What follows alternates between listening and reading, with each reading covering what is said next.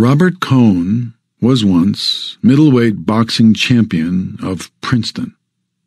Do not think that I am very much impressed by that as a boxing title, but it meant a lot to Cohn. He cared nothing for boxing. In fact, he disliked it. But he learned it painfully and thoroughly to counteract the feeling of inferiority and shyness he had felt on being treated as a Jew at Princeton. There was a certain inner comfort in knowing he could knock down anybody who was snooty to him. Although being very shy and a thoroughly nice boy, he never fought except in the gym. He was Spider Kelly's star pupil. Spider Kelly taught all his young gentlemen to box like featherweights, no matter whether they weighed 105 or 205 pounds. But it seemed to fit Cohn. He was really very fast. He was so good that Spider promptly overmatched him and got his nose permanently flattened. This increased Cohn's distaste for boxing, but it gave him a certain satisfaction of some strange sort, and it certainly improved his nose. In his last year at Princeton, he read too much and took to wearing spectacles. I never met any one of his class who remembered him. They did not even remember that he was middleweight boxing champion. I mistrust all frank and simple people, especially when their stories hold together, and I always had a suspicion that perhaps Robert Cohn had never been middleweight boxing champion, and that perhaps a horse had stepped on his face, or that maybe his mother had been frightened or seen something, or that he had maybe bumped into something as a young child, but I finally had somebody verify the story from Spider Kelly. Spider Kelly not only remembered Cohn, he had often wondered what had become of him. Robert Cohn was a member, through his father, of one of the richest Jewish families in New York, and through his mother of one of the oldest. At the military school where he prepped for Princeton, and played a very good end on the football team, no one had made him race-conscious. No one had ever made him feel he was a Jew, and hence any different from anybody else until he went to Princeton. He was a nice boy, a friendly boy, and very shy, and it made him bitter. He took it out in boxing, and he came out of Princeton with painful self-consciousness and the flattened nose, and was married by the first girl who was nice to him. He was married 5 years, had 3 children, lost most of the $50,000 his father left him, the balance of the estate having gone to his mother, hardened into a rather unattractive mold under domestic unhappiness with a rich wife. And just when he had made up his mind to leave his wife, she left him and went off with a miniature painter.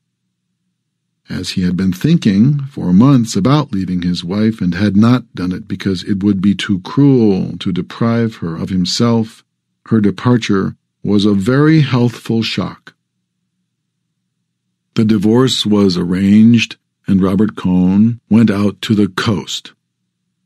In California he fell among literary people, and, as he still had a little of the $50,000 left, in a short time he was backing a review of the arts. The review commenced publication in Carmel, California, and finished in Provincetown, Massachusetts.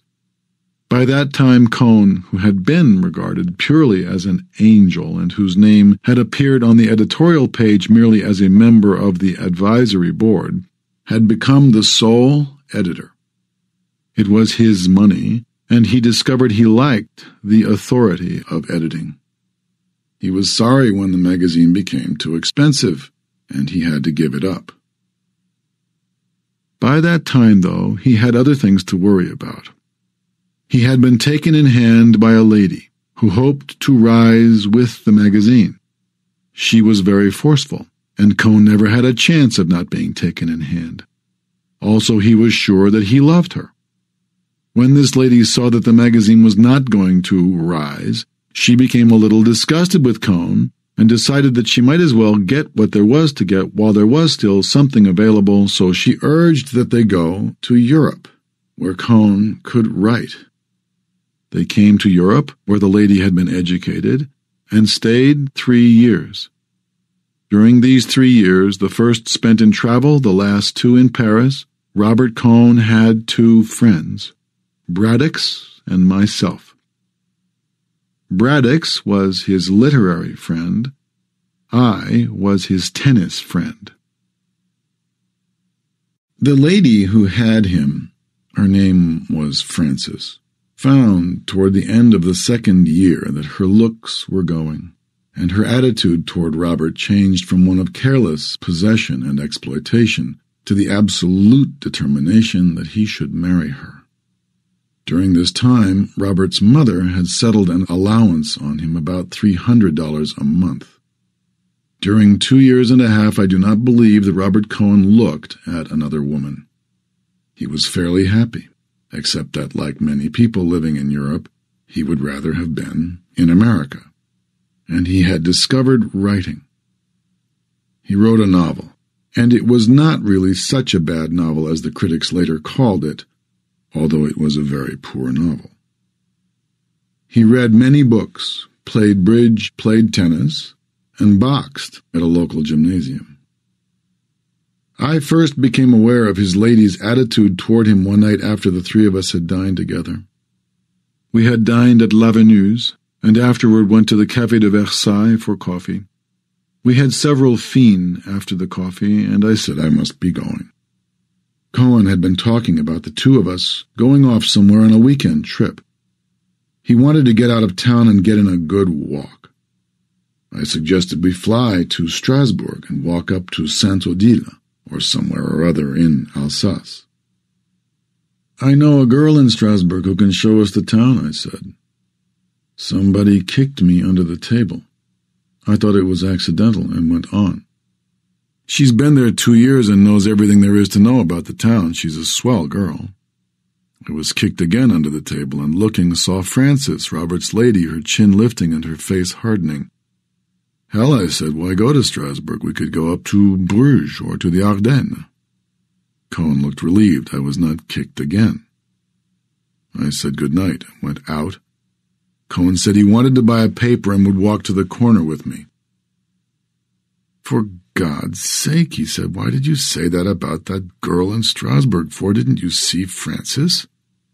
No, why should I? If I know an American girl that lives in Strasbourg, what the hell is it to Frances? It doesn't make any difference. Any girl. I couldn't go. That would be all. Don't be silly. You don't know Frances. Any girl at all. Didn't you see the way she looked? Oh, well, I said, let's go to Senlis. Don't get sore. I'm not sore. Senlis is a good place, and we can stay at the Grand Cerf and take a hike in the woods and come home. Good, that will be fine.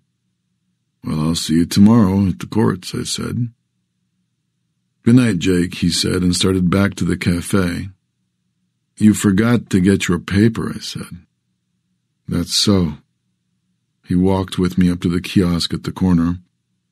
You are not sore, are you, Jake? He turned with the paper in his hand.